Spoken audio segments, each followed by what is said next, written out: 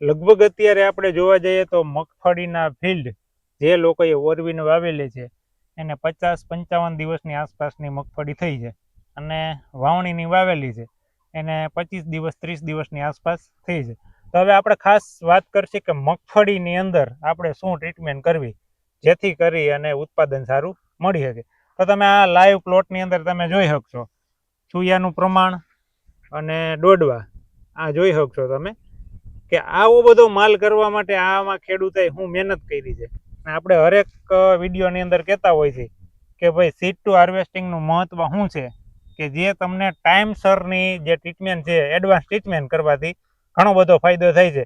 તો તમે અત્યારે છોડવાની અંદર જોઈ શકશો ખાલી તમે જુઓ આ એક જ છોડવો છે તો ઓછામાં ઓછા 30 નાના બીબડા દોડવા છે અને હુયાનું પ્રમાણ તો અઢળક છે. એટલે જોવા જઈએ તો લગભગ 40 થી 41 દોડવા જેવું બધાયથી થાય છે હુયાના બધાયથી. પણ છોડ નાનો છે અને હુયા જાજા. એટલે આપણે કહેવત છે ગુજરાતીમાં કે છોકરો નાનો હોય અને બુદ્ધિ જાજી હોય એવી રીતના દોડવા જાજા છે અને છોડવો નાનો છે. એટલે ઘણી વખત છોડ ઉપર બહુ ધ્યાન નહીં દેવાનું પણ આ જોવાનું છે. હવે આપણે મળતી ભાઈને શું નામ તમારું? ડેનિસ દલસાણિયા. અને કયું ગામ છે? ભાયાવદર ગામ છે. ડેનિસભાઈ, આ પેલા તો મગફળી જે છે કેટલા દિવસની થઈ છે? આ 52 દિવસની થઈ. 50 થી 52 દિવસ. 50 થી 52 દિવસની. અને આમ વેરાયટી કઈ છે? વેરાયટી છે આપણે રીનો કંપનીની 38 નંબર. ઓકે. હવે આની અંદર આપણે આટલો બધો માલ છે, દર વર્ષે તમે મગફળી તો વાવો છો, આ વર્ષે શું લાગે છે? આ વર્ષે સારું રિઝલ્ટ છે. દર વર્ષે આપણે તો આ અપનાવેલું જ છે. બરોબર. અંગના ગોલ્ડ દાણાદાર ખાતર પાયામાં. બરોબર. ત્યાર પછી રસિયનના સ્પ્રે કરેલા છે. ઓકે. ત્યારબાદ K7 આપણે જે ફ્લાવરિંગ માટેનું એ આપેલું છે. બરોબર. મતલબ કે સ્ટેપ બાય સ્ટેપ આપણે ટ્રીટમેન્ટ ચાલુ જ છે અને સીડ ટુ હાર્વેસ્ટિંગ માં. બરોબર છે. અત્યારે તમે મગફળીનો નજારો જોવો, એકદમ પાંદડા કમ્પ્લીટ છે, ક્યાંય સુકારાનો પ્રશ્ન નથી, ઉગાવો સારો હતો. આ વર્ષે જોવા જઈએ તો મગફળીની અંદર મોટામાં મોટો ખેડૂતોનો પ્રશ્ન તો કાળી ફૂગનો હિસાબે સુકારાનો પ્રશ્ન. એ તમને આની અંદર માઇનોર 1% જેવો પ્રશ્ન હતો, કાંઈ હતો નહીં. જે એડવાન્સ ટ્રીટમેન્ટ કરાવી હતી એનું ખૂબ મહત્વ હતું, કારણ કે આપણે પટની અંદર આ વખતે સુડોમોનસ અને રશિયન પ્રોડક્ટનો પોટ આપેલો હતો. આમાં ટોટલી ટ્રીટમેન્ટ કરેલી છે ને? ટોટલી.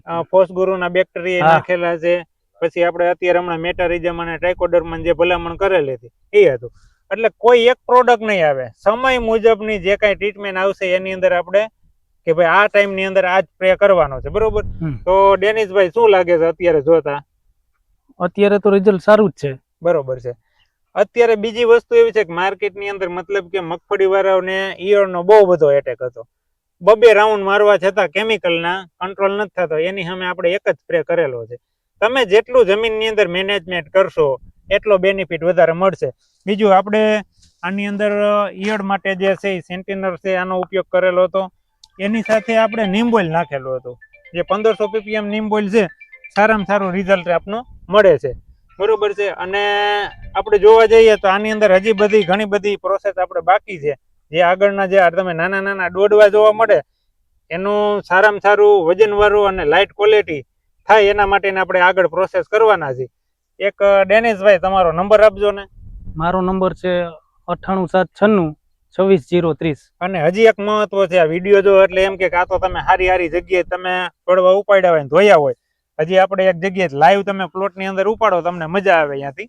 એટલે જેથી કરીને બધાને ખ્યાલ આવે કે ભાઈ શું કન્ડિશન છે એ જોઈ લ્યો.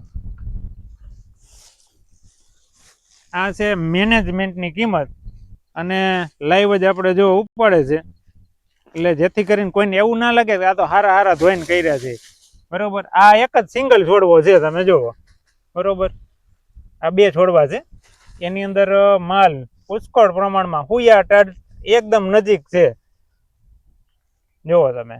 એટલે આ જે મેનેજમેન્ટ કરાવી ને ફ્લાવરિંગનું એનું તમે પ્રોસેસ તમે જોઈ શકશો. જો આની અંદર તમને આની અંદર ના જોવા મળે પણ આ જ વસ્તુ આ ધોઈ નાખો એટલે આવું થાય. પ્લસ પાછા તમે વિડીયોમાં જોવો તો મૂળિયા આની અંદર કાપેલા નથી, એમને એમ જ છે જ્વારિયા બધામાં.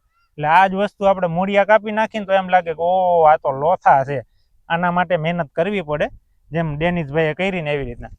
Rohit Vachhani, Kris organic Upleta, 99 091 74 5 71.